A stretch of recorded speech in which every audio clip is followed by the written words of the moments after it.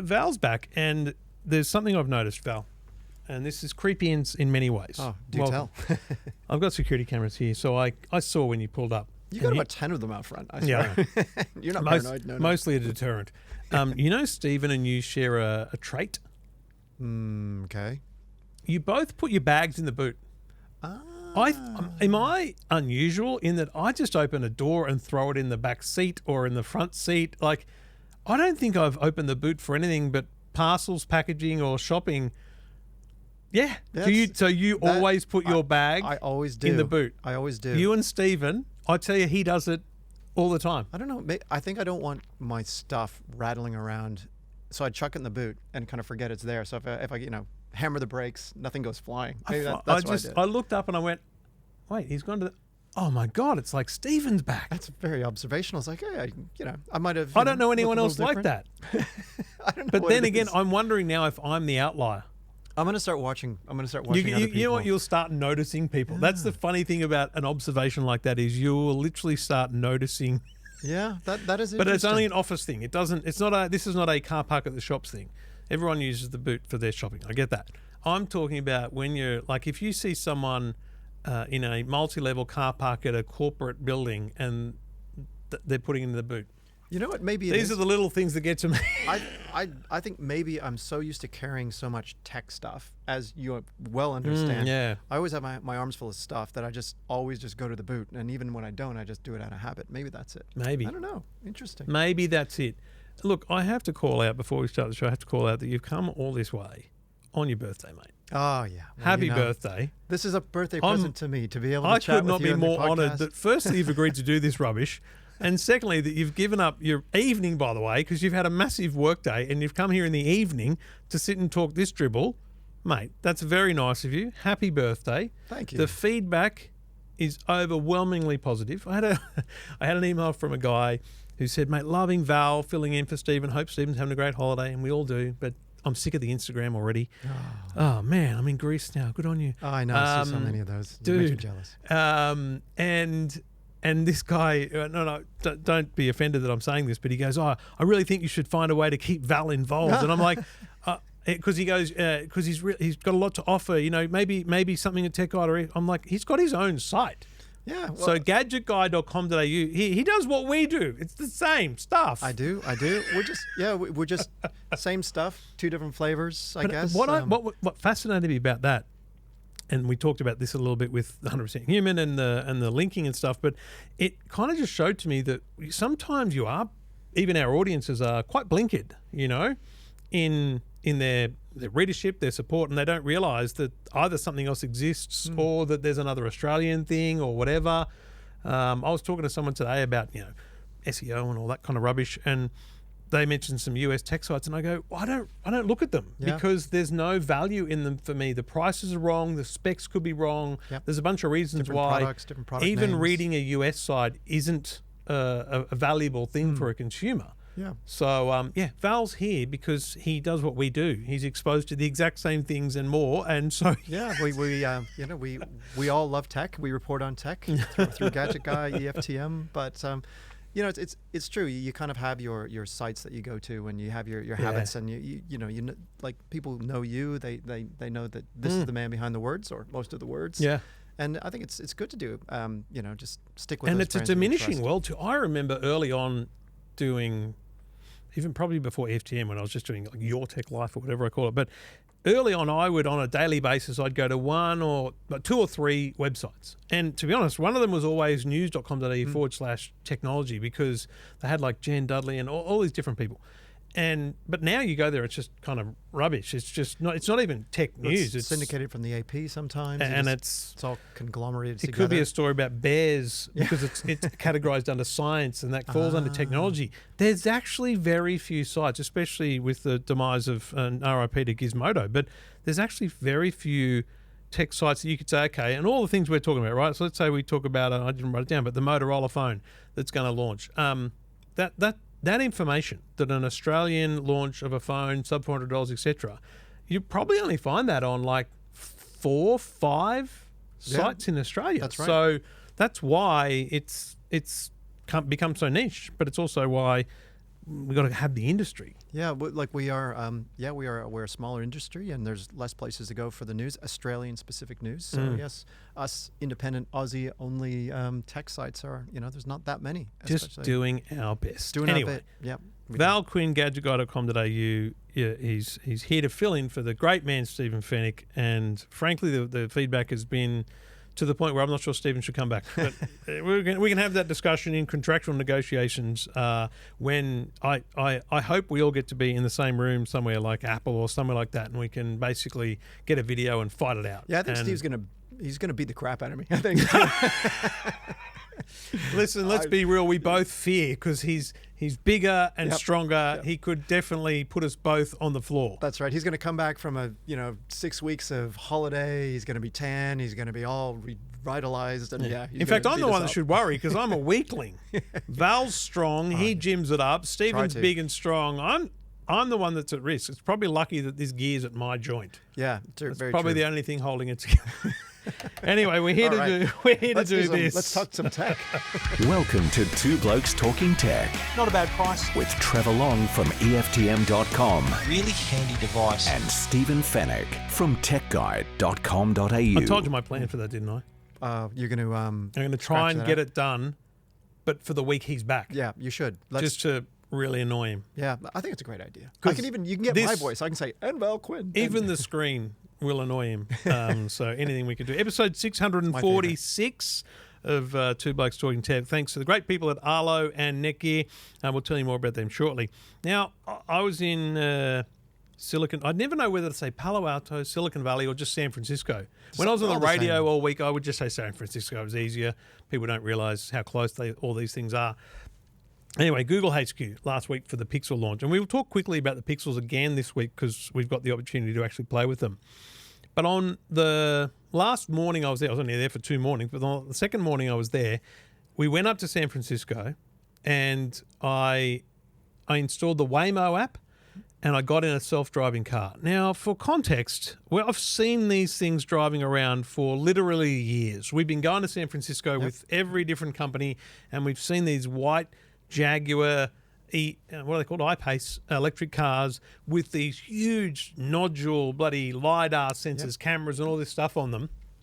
But they've finally gone to, I don't know if it's an open beta or just a full public rollout. When Rob and I were there sometime early this year, I learned that you could sign up. You could kind of push them to get put into the trial. That's right. So I pushed not everybody them could do it. kind of on Instagram. I'm like, can I please try this? And the day we left, they got me on the trial. This was during Dub, just before Dub. And so I was, bummed. Anyway, and then it's opened up. So the concept here is actually very simple to understand. Think Uber with no driver. It's really that simple. And that's all it is, mate. You stand on a street corner, you open up the app, you say, I want to go here. It knows where you are. Just like Uber says our best pickup spot is here, it gives you a spot you should try and be picked up, and it tells you how far away your car is. Difference being, you also get to choose a two-letter initial, normally your actual initials, and a colour, and that appears on the roof of the car. So when these random white Jaguars are driving around, because while we were doing this, we saw, like we were waiting for one, 3 drove past. So they're active. But on the roof is your name in like an LED light. So TL in orange that I chose on the light. And when it pulls up, the car's locked. And so you open up the app, you press unlock, the door's unlocked. You sit in, and then there's a screen that they've put in the back seat in like the end of the center console, as well as in the front, with a big start ride button. Press that, the thing just drives away. So is there a steering wheel in this at all? Like it's a normal car. Controls? You can still, the steering wheel's there and you see it move. That's, I think, the most jarring thing about it. Now, I sat behind the driver's seat, so it probably wasn't as jarring as it could be if you sat in the front, because you can, or across from them in the back. But like you're coming up to a turn and it just, just spins not the violently, wheel. but it just spins the wheel without hands. It's the weirdest thing you see. And then on the front screen and the back screen, there is a visualization of everything around. Now, anyone that's driven a Tesla or seen YouTube videos, you know that they do that thing where you can visualize everything from the cones on the road to people and all that. Right. It's that, but on a way more accurate level. Like it's seeing far further ahead and things like that. And you see it on the screen, and it just knows where everything is. We were in a small road in like Chinatown, and there was cars on the right-hand side of the road. I'm thinking, why are you driving forward? There's a car parked. There's enough room. I said to Rob, I could get through here, but actually I was blocked by the seat. I leant out, and there was a kid standing next to a car waiting to open the door. And so there was a kid there. The car saw that, avoided it, waited, and man, That's pretty impressive. it was so cool. Like that. I mean, if you think about all of the different, it's one thing for a car to identify where the lines are on the road, Yeah. and just the simple stuff, but to predict somebody might be going to walk into traffic Yeah. or like a kid. It's the AI has just come so far, hasn't it? And I think that's why you need to appreciate they did years. Probably there's a number, millions of kilometres of testing. And we're not talking about on freeways and stuff. And I might get to that. I don't know that I trust it there. But on simple city streets. And I remember when we were there, I reckon it was in June. I remember seeing one it was bumper to bumper traffic on a road, like a 3-lane road, bumper to bumper because of whatever. And there was one trying to come out of a side street. And I reckon it struggled. I reckon a human being would have done a bit of nudging, You would have edged yourself out. This car was almost stuck. It's those little things that they've got to learn, and they've got to go, actually, you do need to nudge out. You need to push the limits a bit. But man, the concept blew my mind because, and everyone's asking the cost. I don't know. It was like $11. I did 4 rides, and one of them was 19, and that was a 20-minute drive. So, it felt like it was on par with Uber, to be honest. I mean, it shouldn't be more expensive because, people have to trust this as well. So it's like, why would they double the price and you have to trust them? I think that they need to keep it competitive. But most of the comments I got were you scared? And I'll be honest, I didn't give it a second thought until people commented. Yeah, it's really interesting because it's easy to forget that we're used to this idea and we've seen this rolling out for years now. But if you hadn't, like, would you trust it? No. Well, and also, how would it work in, let's say, Sydney?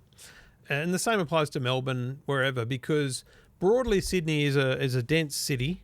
But if you take yourself out of that true CBD area, there's still a lot of Sydney that isn't freeway. So it could easily be negotiated because, I'll be honest, you think about American freeways, let alone Australian, I don't know that I trust a computer to truly judge those issues and things that could happen at 100 kilometres an hour. So I'll definitely say at that point, I want to see a few million kilometres of driving to see that that's going to work. Well, I mean, it is true. I mean, they have trained these AI models off of literally maybe more than millions, maybe even billions of miles. I know Tesla, they've, for every Tesla that's driven, they're adding to their database of, I guess, AI, knowledge. Yeah, so it's going to get better, right, as time goes by, but those nuances are going to be hard to work out. And then different countries have different road rules and different street sizes and all of those things too. So there's still a lot of work to be done. And regulations. Like, can you imagine a New South Wales, let alone Australian government, even allowing a trial of that sort? True. Well, I mean, I guess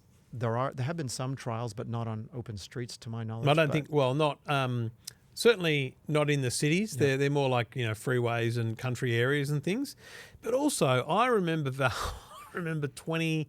I'm going to say 2012. I reckon it was probably 2012. It was my first CES.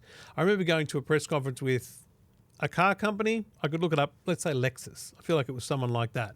And they were asked about autonomous cars. And the bloke goes, because it was all the talk at the time. Bloke goes, it's easy 10 years away. And now we're 12 years past that. Okay.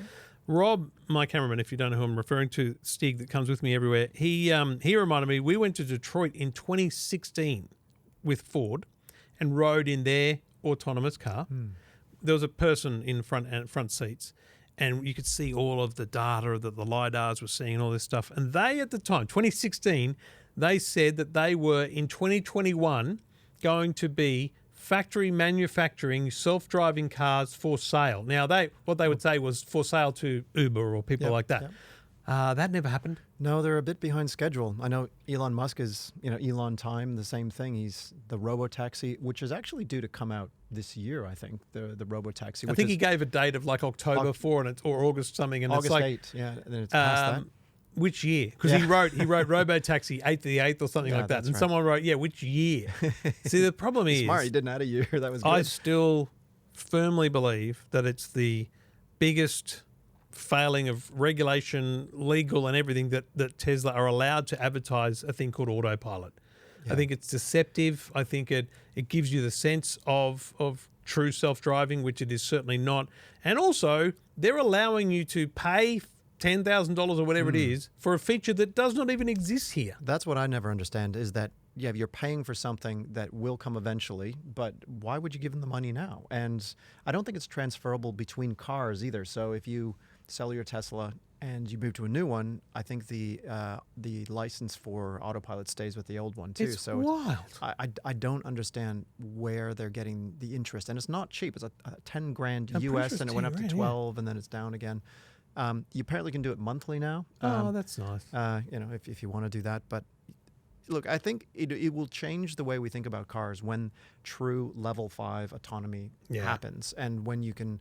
Yeah, you don't need to own a car. You just kind of, when you need one, it appears, takes you where you go, where you don't have to park it, and or even you can buy a car, and when you're not using it, you could send it out as a robo taxi. Yeah, which is kind of a weird idea. Would you feel okay about people riding in your car when it's mate, or driving all the time? My car sits in the driveway a lot of the time, and I wouldn't even put it on those car share apps. Yeah, like you can Uber car share now. No, sorry. I know, don't want someone else driving my car. I think you're either, if you're a car person, it's way too personal. You're not going to do it. If you're not a car person, you probably don't have the kind of car that's going to be, rented. And also, I don't live in the dense kind of city areas, so I don't think in my area out here there's a lot of people that need a car for a day. Whereas when I go into the city, I realise parking's difficult. There's a lot of things like that. Maybe that would work. But the fact is, you're probably never going to buy a self-driving car. What we're going to see is self-driving cars on the roads. And, the San Francisco example is a really good example of that. But it's also a great example of how much technology is truly involved in making a self-driving car. And I think it potentially shows up Tesla for what they do and don't have. Elon Musk has gone all in on cameras. Mm-hmm. Yep. He believes cameras are all you need.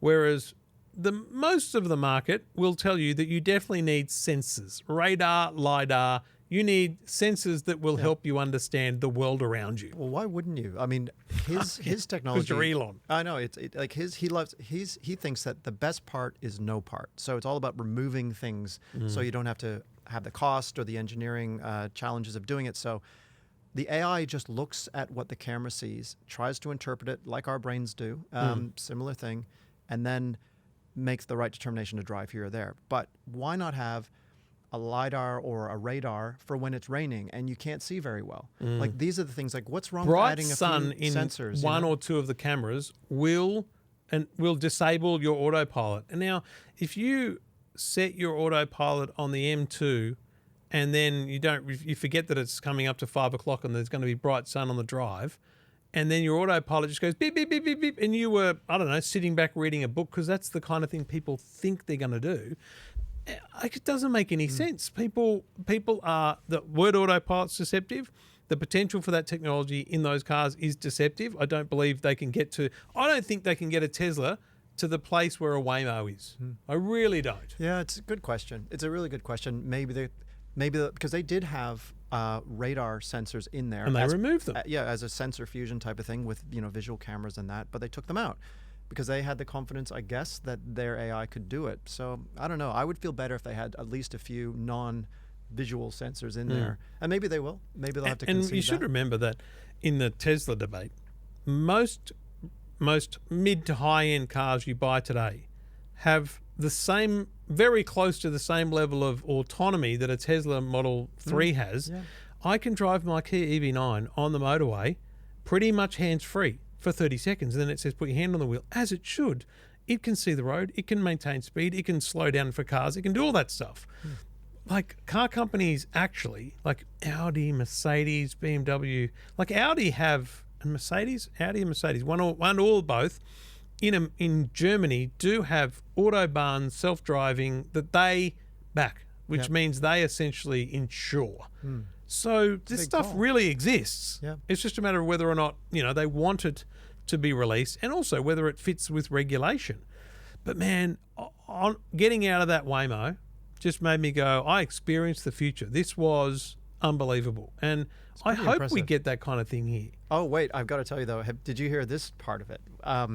There was a a social post that blew up where somebody lived near a Waymo parking lot. So this is where their cars come in, I guess, have a rest and then go out again. And a Waymo is designed to, when it reverses it, it beeps every 4 seconds. So the horn honks. So the poor people who live around this little car park, where these little Waymo cars are trying to park and reverse, all it is all this honking, and it happens regularly all night long. Like every 4 seconds is honk, honk, honk. And It's two computers having a circular conversation. That's right. And I reckon if you sat two AIs together and said, discuss a certain topic, they would probably go back and forth and never get anywhere. And that's what this car park is. Imagine two came in at the same time, and rather than just going into a spot, one of them waited for the other, and they're both waiting for each other. Sort of like a circular loop. And then another four come in, and another two come in, and you end up with an absolute nightmare. It's pretty fascinating. But the thing is, if we're all driving vehicles that are robo-taxis, like, you imagine that, like, eventually they're all going to have to figure out how to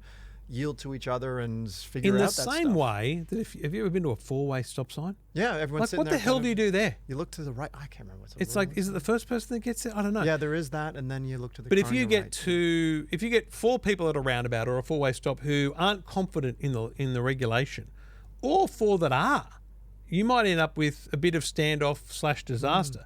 Maybe that's the biggest problem we've got with computer autonomy is the same thing could happen there. We humans can figure it out, right? Sort of. Yeah, can a computer? Can a computer? And how quickly does it learn? You have to put in some. Remember the old school fuzzy logic? Maybe that's what you have to put in there. Isn't the biggest one they talk about? You're programming a self-driving car or whatever it is, or a computer aided assistance, and you're coming up to a pedestrian crossing, and you've got there's someone in the way. There's a child in the way, but if you swerve, you hit an elderly man, or there's like it's a group of adults versus a single child. Like, what do you program the car to do? Yep, that's the whole Who makes that ethical decision? question. There's ethics for you.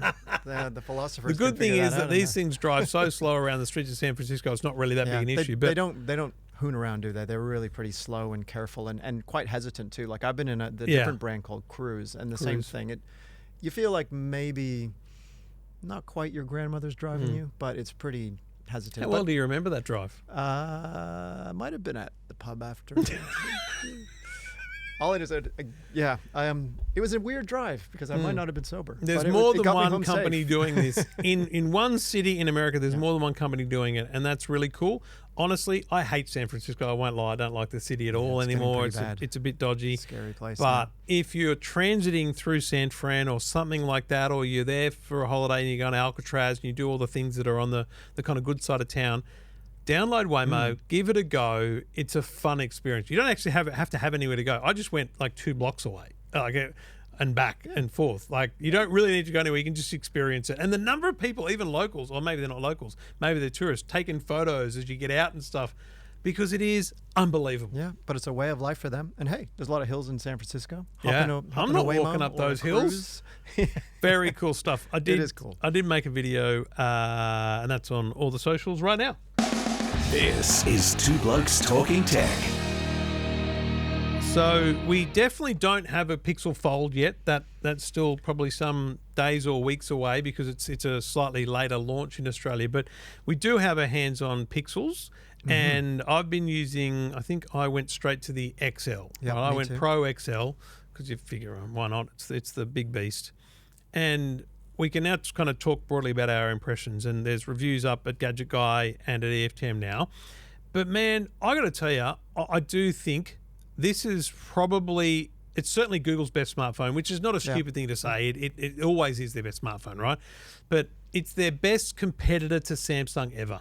Yeah. I think Samsung should be worried about this device, but I don't think for a second it's going to outsell Samsung in Australia because we're a different market and it doesn't work like that. But it genuinely, unbelievable device. Really slick, great screen. I really love the screen. I do think the design is top notch, and the camera seems super impressive. Yeah, the cameras are quite good. So yeah, I agree too.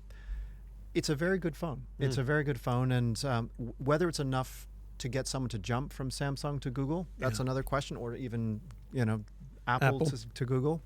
But I took the Pixel XL, the Pro XL. So that's the one with the 3 cameras in it. I took it out, did some photos against the top of the range iPhone 15 Pro Max, just to see what I thought.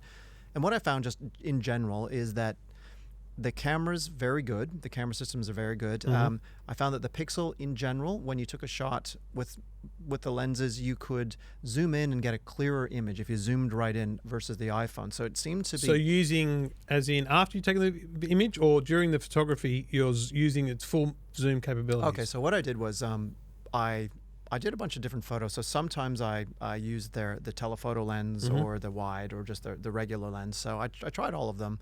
And just from a detail capturing point of view, and this is not just the optics, but the AI, the sharpening, the post-processing that happens. So I took the results from both phones and put them onto my computer screen, high quality screen, and compared them there, so not on the phones themselves. So for a standard photo on the standard lens, which is, I believe it's 48 or 50 megapixel. I think, I don't know. One of those two, I can't remember, but... 48, I'm pretty sure. 48. If you zoom into that one, and then you take the same camera on the iPhone and zoom into that one, it's clearer on the Pixel, a little sharper, and that seemed to be consistent across the different lenses, a little sharper. Night mode, both of them bright, really added a lot of light to the photos, but they, I found that the Pixel put more of a bluish cast. It's sort of like the nighttime colors look less realistic to my eye than the iPhones did. Interesting. And the iPhone didn't have some sort of lens, effects. Like sometimes you got sort of the weird lines coming out of bright lights on the Pixel. But the long and short of it is that I felt that the Pixel generally won out in most of the things that had to do with finer detail. Captured sharper looking things, especially really close up. Even the telephoto too, if you put it on a building, for example, and zoomed in. But in terms of the color, the general realism from the color, I found that the iPhone did better. So the point is, I mean, really, you're not going to suffer from both of them. I mean, they're both great When was cameras. the last time you saw a bad smartphone camera? Honestly, you're really not these days, unless you're... I think you have to try hard to find a bad camera these days. So it's up there with the best of them. Probably not as good as the Samsung. The other thing that I observed, and I said this about the Samsung phone as well, I know there's a bunch of AI in it, but I'm not seeing it because I'm not looking for it. And I need AI, and I'll tell you, I don't know if I mentioned this last week or the week before, but I feel like Apple's going to win this race because in my basic testing of Apple Intelligence in the developer version that I'm mucking around with, I see the little AI logo more. Yeah, I do too. I see it and it suggests things, and I see it like whereas Samsung and Google want you to be doing something and press and ask for AI. So it's like they want you to know AI's there, but they're not telling me about it. Whereas Apple appears to be saying, hey, do you want some AI here? That's what the world needs. If you're going to win the AI race, you need to show me the AI. And I think Google has all the capabilities, probably more than both Samsung and Apple. But I don't think they put it in the foreground enough. I don't think when you're typing a message, it's immediately saying, do you want me to help with that? I don't think it's trying to make my life better.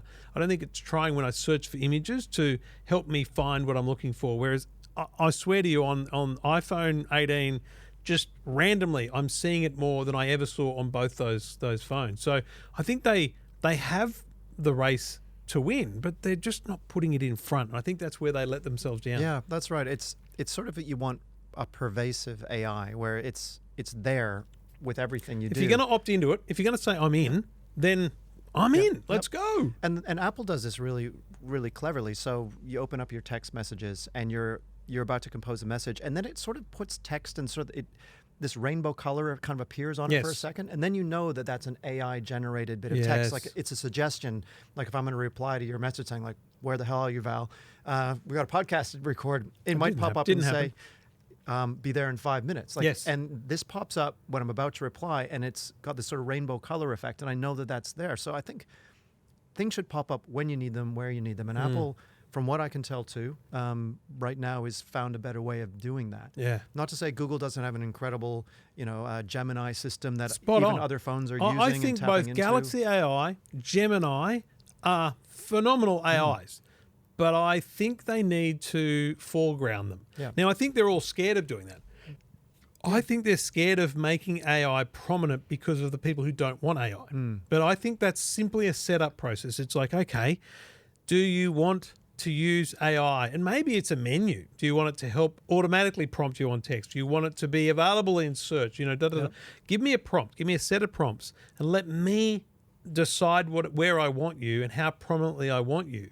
Because it goes back to that question we had last week of, who's my assistant now? Yeah. And that should be one of the questions. Am I using Google Assistant or am I all in on Gemini Assistant Gemini now? Live, Google Assistant. So those simple things. So I think my initial impressions of the Pixel 9 are that it probably has the same amazing capabilities in AI that they're saying it does and all those things. But I don't think they're pushing it enough. That's their biggest challenge. I got to say, I can't get, or I don't know how to get it to work, because some of the demos said that, you can ask the AI some pretty advanced stuff, like go into my mail, find the most common people I speak to and, put them on my birthday list or something. And whenever I ask it to do that, it says, I can't read your mail. And it's like, well, I'm using Gmail. I cannot get it to work. So maybe it's pre-launch and maybe I'm doing something wrong. Because the Gemini Live is also kind of pre-launch as well. It's like you can't have that whole conversational thing. And then you have to get certain features, you need to have subscribe to Gemini Advanced, but you get that for free if you buy a Pixel phone for the first 12 months, but then there's a fee afterwards. So there's all of these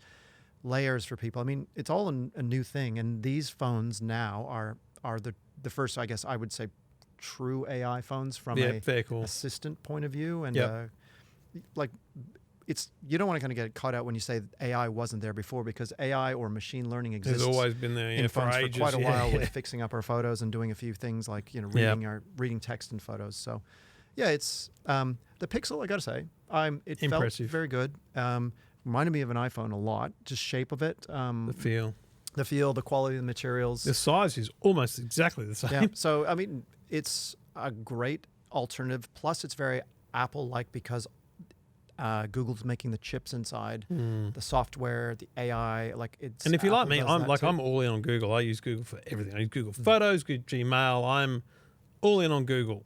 So it really feels right using Android, but even more right using Pixel, because you got to be honest. And I had a caller today on the EFTM podcast. We're talking about Android phones, and he's got a Samsung that he's got to get rid of because of 3G. And I said, mate, you can go to anything. Like, I'm going to send him an Oppo. And I'm, mate, just use this. It's going to be fine.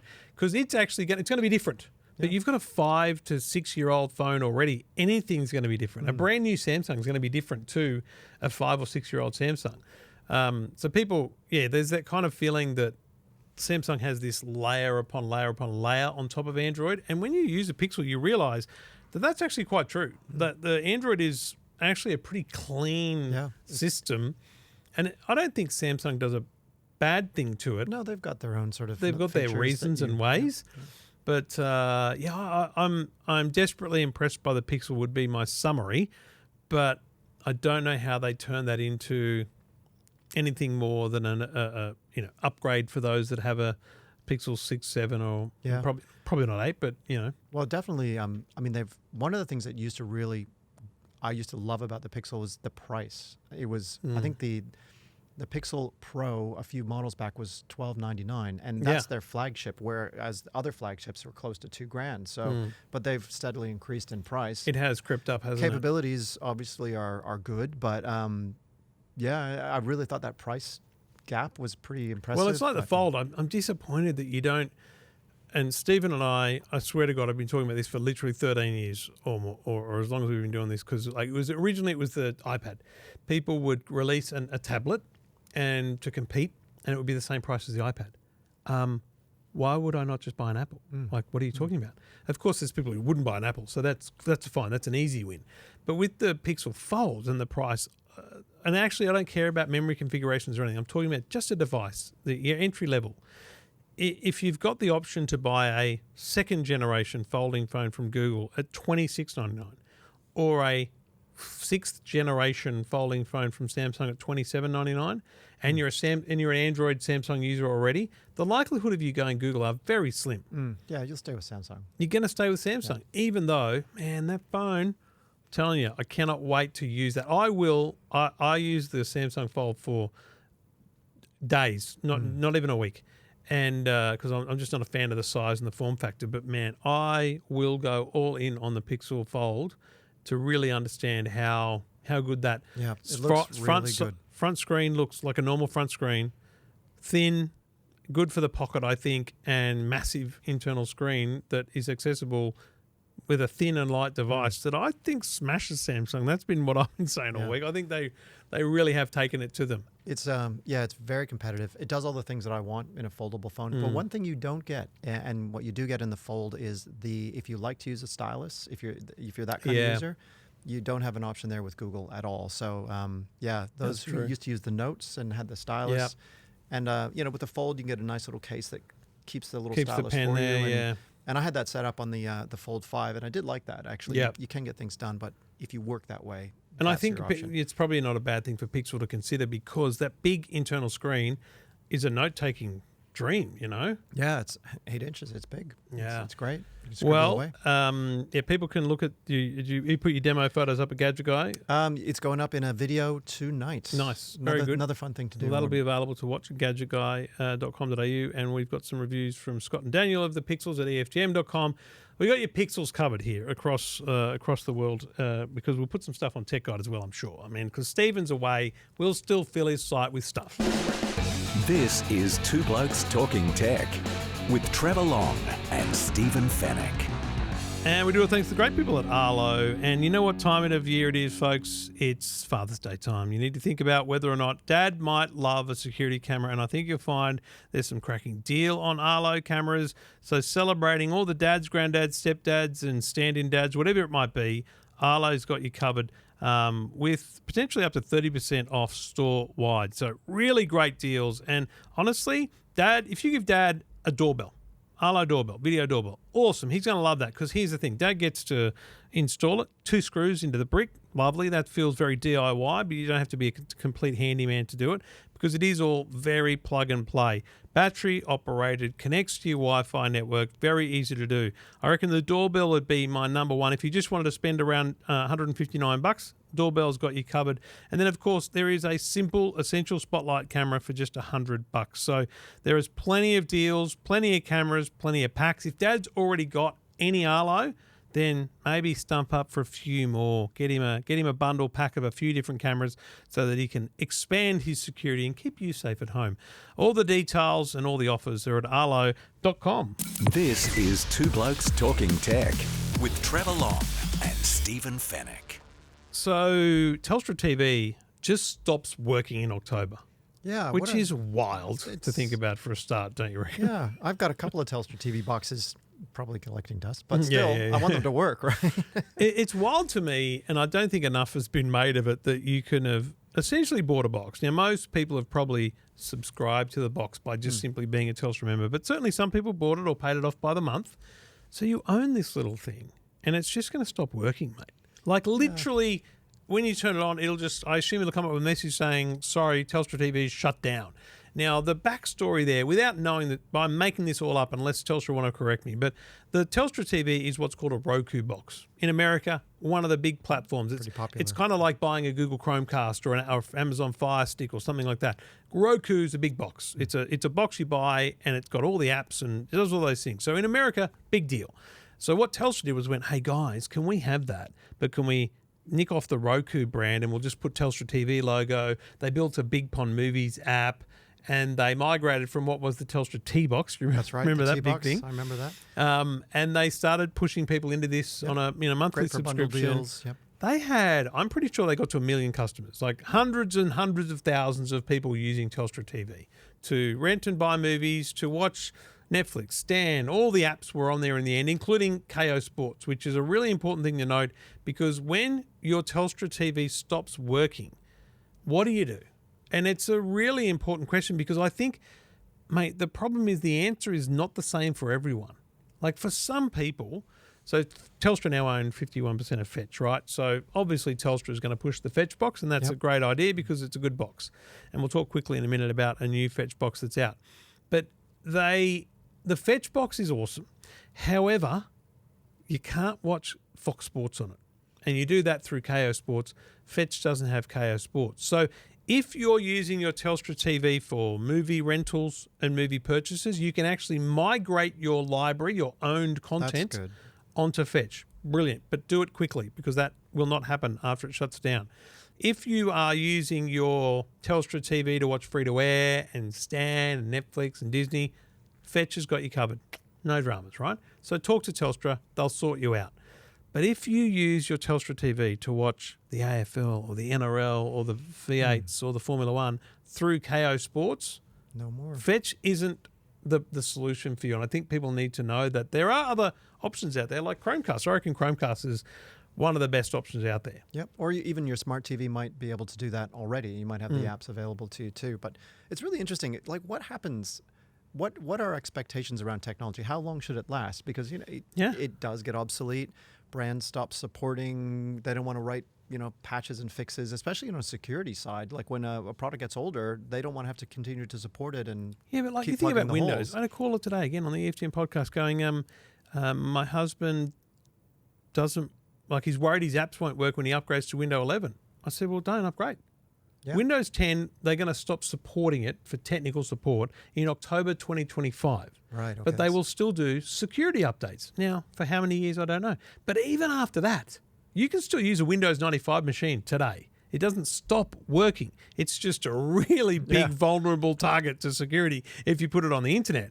But a Telstra TV box stops. It's just not working. It's just done. Service is no longer there. And it makes you wonder, like, what is the obligation for a company? Like, what happens? Do you remember, I think there was there was another box, a streaming box that came out a number of years ago. It came from the US. And TiVo? TiVo, yeah. The one, it was a big recorder. That's right, the big recorder. And they pulled the plug on it and they disappeared. But all those people with those TiVo boxes, you bought it at Harvey Norman, it was $700 bucks. I think the reason it stopped working was because you no longer got the program guide, which was the most important part of it. The electronic program guide. You need the EPG to set the recordings. And when they brushed, when they left Australia, essentially they lost all of the infrastructure that supplied the EPG and all that kind of stuff, which again was where Fetch picked up the business because their Fetch Mighty is I think better than TiVo ever was. But I think that I wrote about this because I think people ignored all the warnings. It's like 3G. People have ignored for 5 years the warnings that it's switching off, and now that it's about to happen, they're kind of filthy. So I think it's the same with Telstra TV. They've been ignoring these emails they're getting because they're thinking, I don't care, I'll just watch Netflix fine. No, they don't realize it's not going to work. Yeah. Full stop. Which I assume, by the way, going back to the what it is thing, I assume Telstra licensed Roku. And so there's a fee per user probably. I imagine so. And I think Telstra's gone, we're not going to pay, even if it's $1 per user per month, that's $800,000. Even if it's $1 per user per year, that's $800,000 or whatever the number is. It's a lot of money. They're basically saying, well, we've got another product with Fetch, you can have that, use that. My advice is push them hard. Get them to send you the box for free because if I was genuinely a Telstra TV customer, I'd be on the phone going, how dare you? Yeah. Especially if you're someone who paid a monthly fee over the course of, let's say, 12 months because I think it worked out to be $200 for the Roku, for the Fetch, for the Telstra TV. So if you did that, I would be going, guys, in 2020 or whatever year it was, I paid you by the month, I own this thing, and you're telling me it's not going to work? You better send me something for free that will replace my viewing. That's what I'd be arguing. You're absolutely right. They should be helping you get set up for the next thing. And it is a problem too. If you're used to having sport or certain things that you can't get now, it's like, well, where's my alternative? What are you guys going to do for me? So best alternative is Chromecast with Google TV in my mind because it does do every app. The only thing it doesn't do is free to air, like through an antenna. So if you're using that, then plug the antenna back into your TV. I'm so passionate about the Google Chromecast with Google TV, and you know how they didn't announce at the event last week, but they pre-announced sort of a streaming box. Yeah, that new box, and I think they're getting rid of the traditional Chromecast on a stick. Right. I bought 5 of them from JB Hi-Fi this week because I love that thing so much. And it's $100 bucks. five of them. Because I've got one on every TV at home. I've got Chromecast on both those TVs up there that have screens on them. I've got every TV at home has a Chromecast on it, and I just think it's the best, simple, easy to use streaming platform for all the apps, right? And if let's say one of my Chromecasts dies at home in 6 months and they've sold out of all the original Chromecasts with Google TV, and I go buy this streamer box, firstly, you can't see my Chromecasts. Yeah, they're just hidden up hanging. in the TV. I don't want them on a bench. No, I don't think people want this box. No. I think they're totally happy with what they have. I don't know why think this is a happening. huge opportunity for Amazon. The Fire Stick, because it's same thing. So I literally bought 5 of them. I'm that worried about not being able to get one if one fails. I'm like, I'm warehousing this. You see, you shop like I do. You do. Once you find something you like, you just buy a whole bunch of them. 100%. I'm the same Find with a couple everything. of T-shirts, I'll buy the same thing with 200 of them. No, not so many. I think but, people who've watched this show know that I only have like 6 shirts. So I just rotate through those. And when they get old, I buy the same one again. Thanks, Gazman. They don't give me a deal, but I wear a lot of their shirts. I think there's the next sponsor for you right there. Yeah, I really should have a clothing sponsor, but I don't think anyone wants to be associated with this. Oh. If I look like that, maybe. Yeah, you know well, what I'm saying?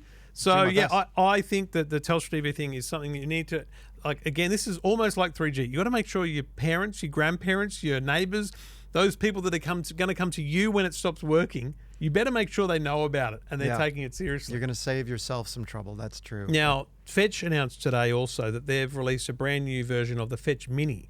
The Fetch Mini, they call it G5, Generation 5. Now, to be honest, I read it and thought, okay, whatever. I thought, it's just another Fetch Mini, but it's actually very small. I can't show you on camera, sorry. It's over there, Val, on the bench. It's almost the same size as Hubble. Yep. Bit taller than Hubble, so it's much smaller than the previous Fetch Mini in my view. It does all the same things.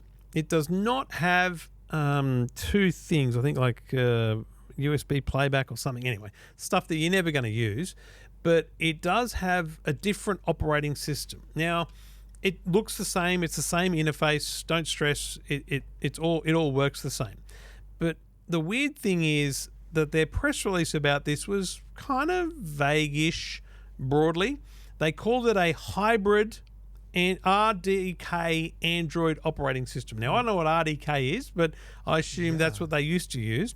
Hybrid Android RDK says to me, because it says, which could open up a whole new world of apps for Australian consumers. Well, could open up. Well, what it does sounds that like mean, sounds folks? like Google Apps to me. You know, I think you'll get a Android point. apps.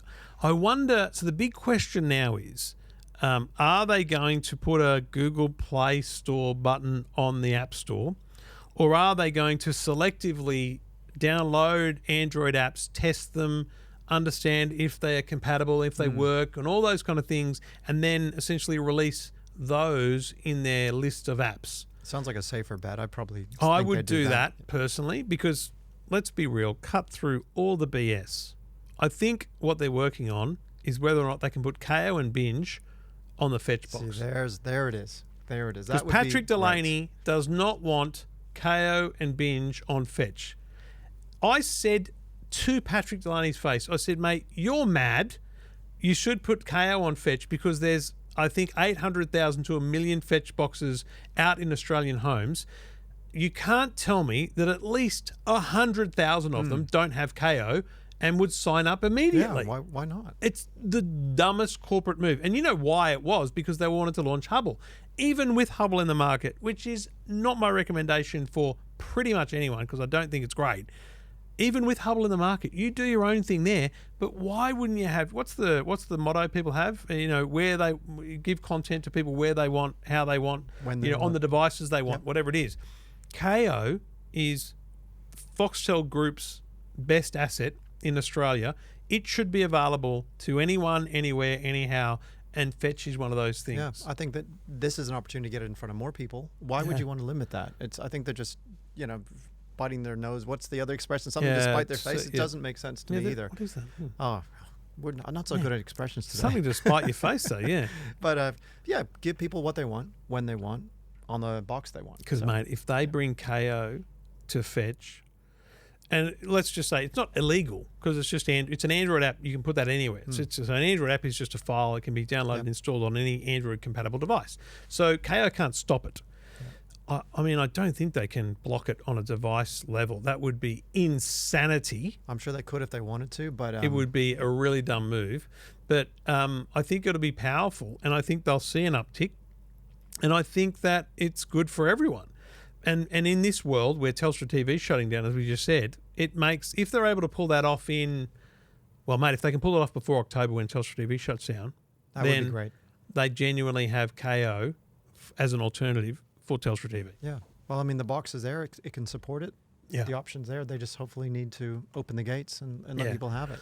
So, no, absolutely do not buy a Fetch thinking you can get KO. I want to be clear on that. This is me speculating. Like, I'm literally, why else would you make an Android hybrid operating system? That's the only reason I can think of. But for me, I'll tell you the other thing. I pay like $200 a year for the Major League Baseball app or access to it. And I've got it on a Samsung TV. I've got it on a couple I'd love it on my Fetch box because then I've got it on pretty much. Just I've in got one Fetch place. in 3 rooms at home. So bring it on. Yeah. Like, app availability, huge. If it is like a walled garden where they release the apps slowly, they're going to get overwhelmed with people saying, I want this app, I want that app, I want this app, I want that app. Yeah. Could be huge for them. Yeah.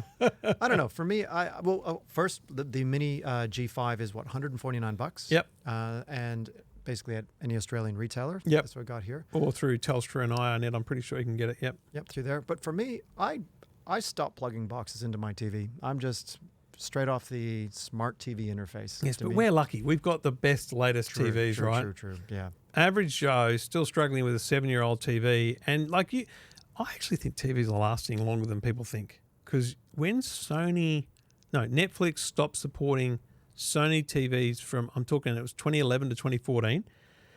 Like in the last 6 months, they've stopped supporting these TVs. So just Netflix doesn't work. Like, you'd be surprised how many people ring up and go, what's happening now? I'm like, wow, your TV's still working. Bravo, for a start. Like, that's huge. But also, just get a Chromecast. Like, that's always my answer. That makes it an older TV or a dumb TV smart again. So you just plug it in. Like, off you go. The number of times I've said to people, oh, Aldi's got a deal on an 85-inch TV. Operating system would be rubbish. It'll be slow. It'll be clunky. But the TV's big and it'll be okay. Not going to be, Neo QLED style or OLED style. It's going to be good. Plug a Chromecast into it and you've got yourself the best smart TV on a nice big screen. Yeah. It's a very easy fix. I've said a few times, in my kids', it's half the garage, we call it the games room. There's a 82-inch Linsar, which is basically the same people that make the Aldi TVs. Do you know that stands for Linda Sarah? You serious? No, if I'm correct, it came from the founder's wife's names, Linda and Sarah. What, he had 2 wives? No, 2. There's more than one founder. Okay, right. Old mate's gone, this will please them. Yeah, it's easy. Maybe first and second Yeah, so wife? it's a Linsar. It's not a great TV, but my kids play Xbox on it. Love it. Because when you 82 inches. Wow. Yeah. when that'd you be put a fun. 4K feed into a cheap 4K TV, you actually get really good 4K.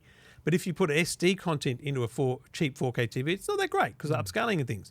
But it's also, it doesn't have the smarts of a modern TV. Whack a Chromecast, or we've got a Fetch there. Boom, we've got everything. So these boxes change the game for people with older TVs, and that's where Telstra's going to come unstuck again. And I just realised, what date does Telstra TV shut down? Because it's going to coincide really closely with the 3G shutdown. Oh, it's a lot happening for I people. think it's, it is. It's November 1 it stops Right, working, okay, and the 3G shutdown is October 28. Can you imagine being the Telstra call centre? Your 3G phone stops. Then if your you work for Telstra Telstra box. customer service, my advice is take annual leave between about the 25th of October and like maybe the 10th of November. Yeah. You do not want to be in their call centre at that point. Good advice. You warned them. There you have it. Oh, lot God, that's happening hilarious. Good luck in your lives, folks. All right, Two Blokes Talking Tech with Val Quinn from Gadget Guy and everything else at EFTM.com. This is Two Blokes Talking Tech. And we do it thanks to the great people at Netgear for all your home networking needs. And I did review this week the unbelievably exorbitant Netgear 970 series. Now, I'm just going to stop you right there and let you know this is a $4,299 product. And I get it. It's not for everyone. And you know what? It's a hard thing to review with that in mind. But you know what? If I'm building a new home, renovating, if I'm spending $200,000 renovating something, I'm probably going to invest in the infrastructure. You're putting wiring and doing all these things. This is an investment in your home. If you plan to update your devices regularly, you're going to have Wi-Fi 7 devices. If you have a lot of devices, it's got you covered. And the other thing I think a lot of people don't accept or don't utilize on these things is parental controls and security. This thing tells me when a new device connects and it does a vulnerability scan on it. It tells me how many attacks it's blocked. And by the way, that is happening a lot on Apple devices. You don't realize how many times you might click a link or something's happening from an iPhone or a Mac. And then my kids, well, if they're whinging and moaning, I can just log into the Orbi app and turn off all their devices. No more internet, folks. That's what you get with parental controls. It's a phenomenal device. Definitely not for everyone, but if you value connectivity, speed, backhaul, and all these words mean something to you, have a look at my review of the Netgear Orbi 970 series up at EFTM.com. Everything about tech you never wanted to know. This is Two Blokes Talking Tech. I mean, a set of headphones with a screen on it, Val. Hey, I thought it was a massive gimmick when I first saw it. JBL launched they launched a screen on headphones last year with the Tour Pro series. And these are the live series. So JBL have this, I think, brilliant approach to headphones, which is like a grid of 9. If you think of a grid of 9 things, you've got, good, better, best in terms of headphones. And I think the prices, don't quote me, it's like $150, $200 and $250, right? And then across the grid are different styles of headphones. Do you like little buds that stick in your ear? They got those. They're the buds. Do you like the original AirPods style where it's not a silicon tip, it's just an open earbud with a stalk? That's the Flex. And then do you like the kind of modern look with a silicon tip and the small stalk? That's your Beam. So Flex, Buds, and Beam are the styles. And then Wave, I can't remember the middle one, and Live are the tiered prices. And obviously, the more you spend, the better the quality. I have, Val, for many years been a unbelievable fan of the Live series of JBL headphones. I think the audio quality is outstanding. I think the noise cancelling is brilliant. Not as good as Apple, Sennheiser, Sony, probably, in terms of noise cancelling. But I think I wrote in my review, if noise cancelling was measured on a scale of 1 to 100, which is a very difficult thing to do, by the way, measure noise cancelling, I would rate the AirPods at like a 90, and some high-end Sennheisers and Sonys might push it to 94, 95, right? I would put these in the 70s, and, mate, these are $199. I was going to say, what's the price? Because the AirPod Pros are what, $399, $349, $399. Something like that. The RRP on these is $249. That's the sticker price. But when I looked this week, and it fluctuates, as we all know, $199. So it's a good price. You're basically mad to spend more than $199 because you know that it'll fluctuate back to that point, at the very least at Black Friday and Christmas. Plus, you get the screen. So tell me, what on earth can you do with the screen? Firstly, you can customize the photo. There's a lovely photo I took, I think, while we were about to get rained on in Paris. Yeah, that looks like Paris. I took that photo on a Zoom when we were sitting at lunch just before we got rained on and completely ruined our lunch. That was near the Louvre. Yeah. Okay, so it's a photo frame. Got it. That's one thing. It's a photo frame if you want. I'm gonna do that whole thing where you put the AirPods, the earbuds in your pocket so that they think they're connected to your phone. I get notifications. So there's a notification from my ANZ bank there. Right. So that's coming from your phone. Yep, coming from your phone. I can turn on and off spatial audio. Right. Okay. So you got some controls. Can choose the equalizer, like the different preset equalizers. I can set a 5-minute or 10-minute or whatever timer. I can change the screen brightness. I can change the wallpaper. I can turn on and off the voice aware, which is that whole, when someone talks, it opens up the transparency. I can turn on and off autoplay pause. There's like 13 screens on this thing. You can turn on and off notifications. Find my bud. So if you've lost the bud, boom, on a plane, that's huge. You know what? I like this volume and track controls and all that kind of stuff. And here's the thing, Val, when you're on a plane, it's actually quite nice to put your phone either in your pocket or in the little in the seat or wherever it is. And this is the thing that you hold or grab to change tracks. Now, I know you can tap to change tracks, but if you're on a playlist and you want to go, skip until you find a song, it's actually easy to just go skip.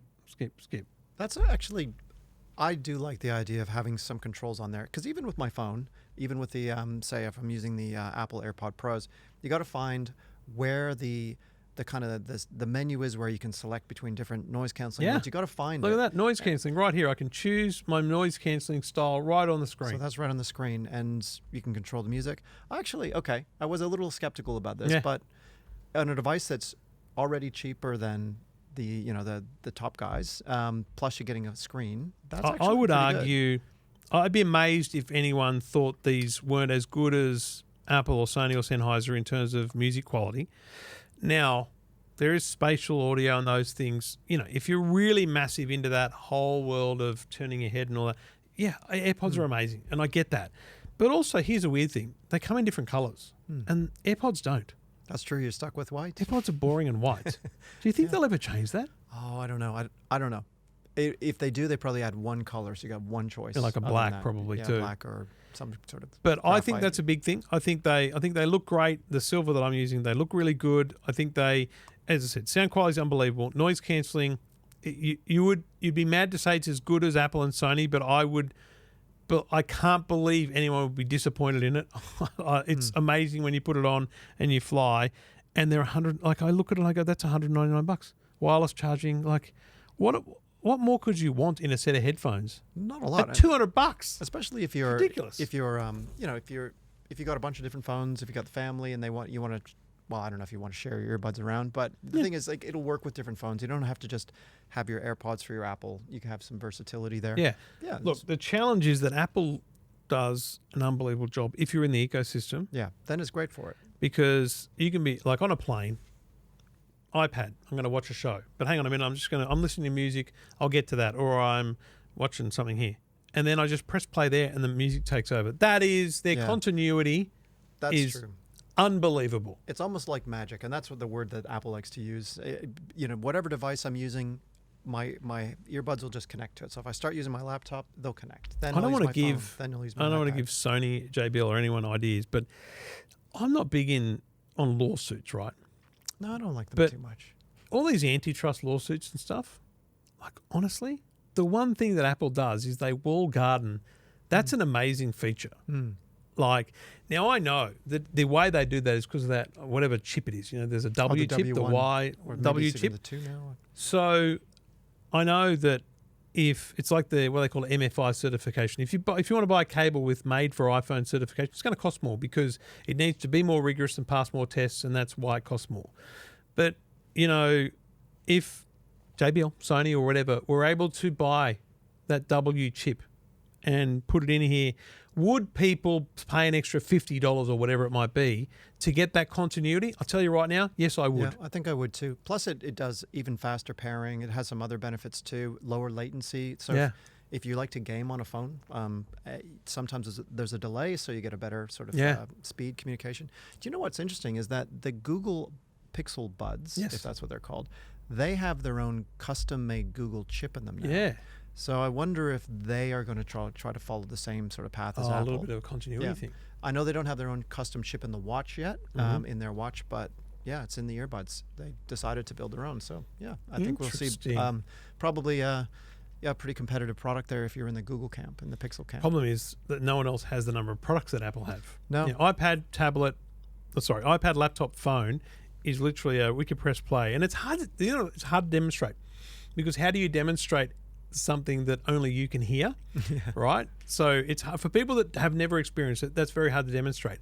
But I just think that most people are flocking to something because it's just very popular. And AirPods are the number one headphone, like by a country mile. It's a big gap to next. Yep.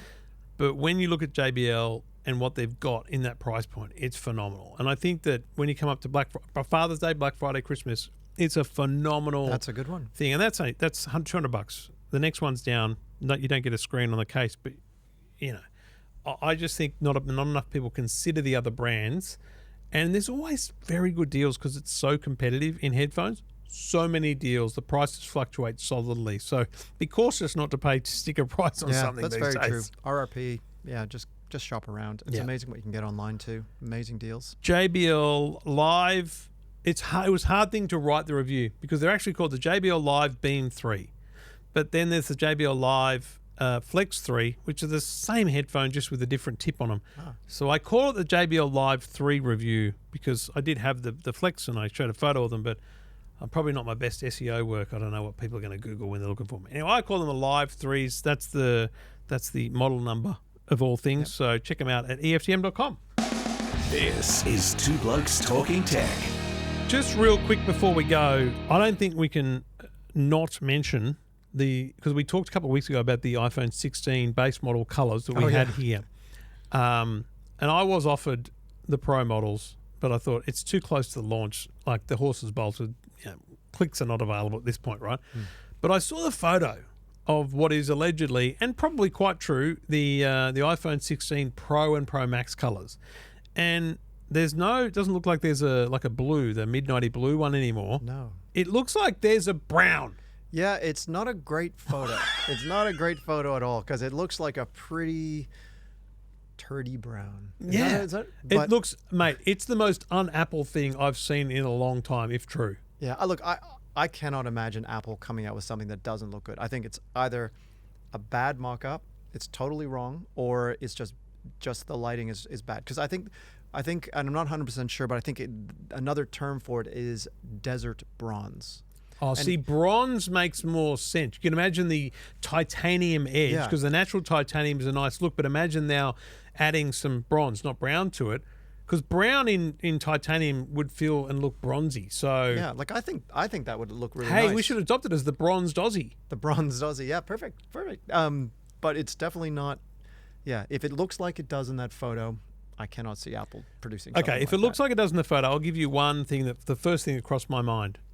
The iPhone 16 Pro Max Hermes. Hermes. Oh, okay. Interesting. You know how they have all these Hermes bloody watch bands, and they're all like leather, brown leather stitched that wrap around and stuff. It felt Hermes to me. It felt like a Hermes color. Yeah, I could see it. I mean, but why would you Hermes something that doesn't have a case? Yeah, because if you put a case on it, you don't need the. That's true. That's true. Stupid. Yeah, that is very true. Yeah, I remember the Hermes watch bands, and I think that version of the watch was a couple $1,000 more. God, do you remember the original Apple Watch had the Apple Watch edition that was $15,000 or something? Yeah. You know what? That's probably worth more today. It's probably a collector's item, and you probably could sell it for more. Do you reckon? Because I worry collectors are weird. They'll spend money, crazy money on things. So I've got the Tag connected E4, and they just released a new one today for the Red Bull Formula One team. It's $2,800, and I got to tell you, I had to resist myself. Father's Day. Yeah, that's not going to happen. I've got the Mario Brothers Tag connected watch. Okay, I haven't seen that. It was $3,000, and they sold, because there was only limited edition of them. They sold the day of. Well, if you didn't get one, they sold for $30. That's incredible. Yeah, I'm an idiot because I should have got rid of it. Because, like, mate, I could charge it now and it would work, but in 10 years, is it going to connect to anything? It's going to be like Telstra TV. Is it going to connect to anything? Is it going to be worth anything? Will it work? Yeah. Like, I'm not sure it will. Well, for some collectors, it doesn't have to work. It's just a story. It's like, this is when this came out and da-da-da-da. Yeah, so that's true. Who knows? I mean, I don't know if it needs to do anything besides just be a scarce item. I wonder item. what Apple Watch edition is worth today. I think it's more than what you could have bought it for at the time. You reckon? Because not that many people probably bought that watch. And that's I mean, true. It's pretty crazy. It was their first ever one. It's made of gold. It would look pretty sick in a case. It would be pretty cool. Like, imagine if we went to an event and you saw someone wearing that. You'd be like, hey, that is cool. Yeah. You'd be like, so you don't have activity tracking or, sleep sensors, or it charges up and it just shows the logo to pair, but nothing else. It probably won't do I actually wonder whether you can pair an original Apple Watch still. I reckon you could. It's a good question. Although now it's 2016, the Apple Watch, so it's 8 years. Is it 8 years? Yeah, yes. I think you're close to 8 So years. it's probably at the extent of their support, so it might not. Yeah, well, but I'm going through. My daughter comes on a Thursday, and we're going through all the phones downstairs, and we've got a box of sticky ones because a lot of plastic goes sticky. Great news! Found a solution. Rubbing alcohol. You put it on a cloth, a good amount, not a little dab, a good amount, and you rub it, and it comes back to life. It gets rid of the sticky. And hey presto! So I've got a Samsung and a BlackBerry I've restored now. That's impressive that you got it to go back. Because that really frustrates me, and I was wondering, why does this happen? And from what I understand, the resins in the plastic start to come to the surface. Yeah, so they come to the surface, and that's where that stickiness comes from. But what I kind of discovered was that once that happens, the plastics have kind of been denatured, and it's not very good anymore anyway. So it might lose its properties. Let me be clear. It's probably not as lovely as it was when but it's not sticky you to get rid of that stickiness. At least you can get rid of that. It probably is sticky compared to the original, but it's holdable. Like normally, if you get one of these things, it's like, oh my god, and then you like got to wash your hand. Yeah. I've got the very first sat nav I ever had at home, and it frustrates me that it's just sticky, and I'm going to do this to it now because like I want to keep that. This thing was like in years to come, people will go, how did you navigate? I'm like, we put this thing on the windscreen and it told us which way to go, and you had to put an SD card in which had the maps. They weren't on the internet, So yeah, I'm going through all the phones downstairs, and what we're doing is charging them. Because the biggest challenge, if you're keeping old phones, if you're like me and you're keeping them for nostalgia, charge them. Because if you don't, the batteries They'll expand, won't they? expand, yes. Yeah. BlackBerry, iPhone, Samsung, they've all done it to me. I've got an iPhone 4 that just shattered because the battery expanded in it. And so you charge it, mate. I've got an iPhone 3GS, powered up, works fine. That's great to keep charging. You don't want that one to kind of expand into No. oblivion. Yeah, I've got some old MacBook Pros, same deal. They all from work, they all kind of expanded and pushed the cases through, like they're bent. And that reminds me, I've got a MacBook Air somewhere. I've got to do that too. So yeah, charge your devices, but I think it's a fun thing to do because they're also a time capsule. It's a weird thing to do. I've booted up a Samsung Galaxy S4.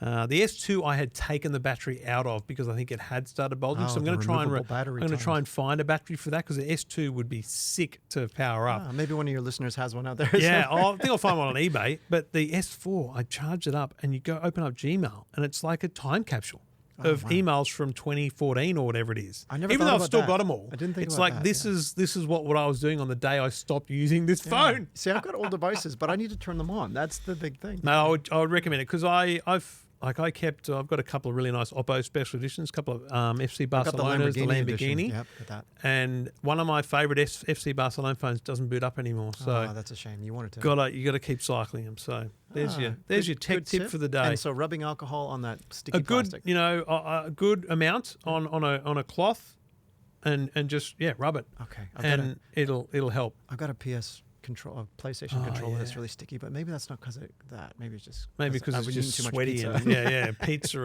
and drinks. Maybe I just need to give it a good cleaning. Who knows? Two Blokes Talking Tech.